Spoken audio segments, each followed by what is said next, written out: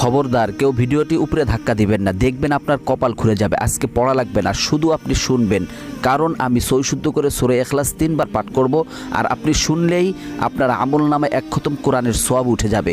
তো চলুন শুরু করা যাক। তো শুরু করার আগে যদি ভিডিওটি ভালো লাগে অবশ্যই চ্যানেলটি সাবস্ক্রাইব, ভিডিওটি লাইক এবং ভিডিওটি শেয়ার করার অনুরোধ করছি। তো চলুন শুনে আসি 3 বার। বিসমিল্লাহির রহমানির রহিম।